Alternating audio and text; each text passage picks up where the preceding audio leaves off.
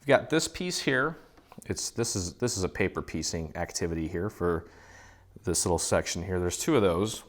We've got a skull for the front and the back. You want to go ahead and ink. Well, you don't have to, but you can ink the skull a little bit. We're using like a white glitter here. I'm hitting it with a lime color. It's kind of a creepy little Halloween color. And one thing about using these pads on glitter is that the glitter is kind of like little shards of glass, and it does kind of fray the pad, which is okay. You may have to peel off a little bit of that once you're done. It still does the job. You could try to use the ink pad directly. I just don't like how much ink that puts out, so I try to avoid that. Sometimes when the ink pads get really low, I don't mind using the ink pad directly, but otherwise I try to stay away from that. And then I'm gonna just kind of tinge the edges with a little turquoise.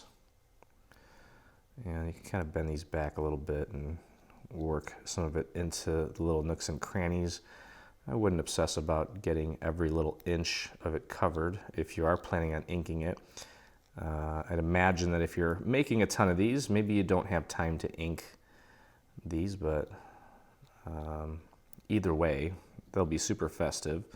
And there's a little pick that we're going to put into the actual cupcake itself. And it's, again, pretty quick. If you don't ink, these are going to go together really quick.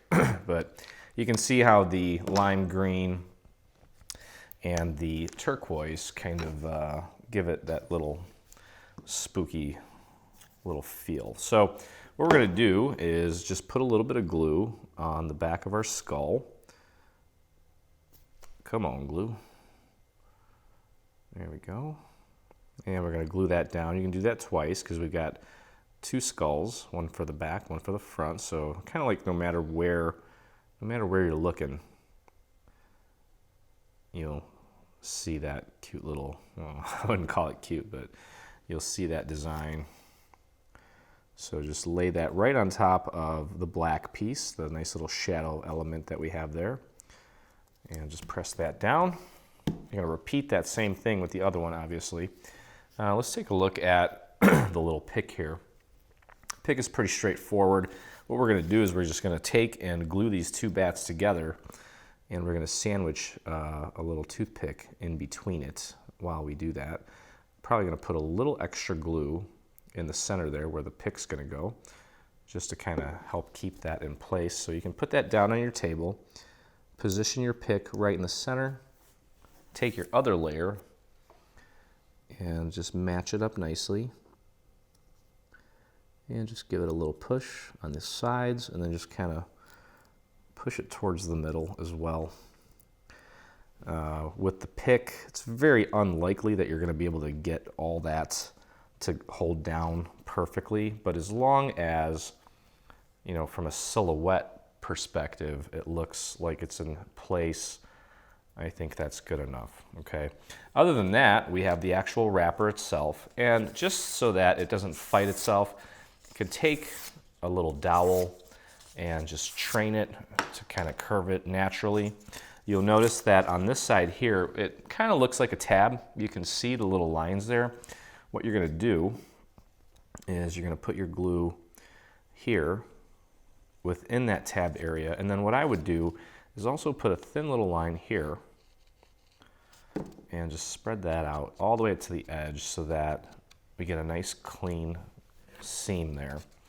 So just wrap this around and connect it, butt it up against that little score mark there, and just give that a squeeze. Okay, and that's going to ensure that it stays nice and round. If you just put glue on that tabbed area where the lines are, the little end of this, because it's round, may want to kind of pull apart. So adding that little bit of glue there will help out. Okay, and be patient while that sets. If you have little clothespins or something that you want to put on this, to kind of hold it in place, that might be a good idea. And then just put your little your little skeleton on there. So I actually decided that we're gonna go ahead and glue the bones as well to kind of keep them flush. So if you want, you can just glue the head on first, and then just throw a couple dots of glue on there, and then just hold those down for a few seconds and let those stick. And then just do the same thing to the other side. Again, you could leave it alone if you want. I was just looking at it, and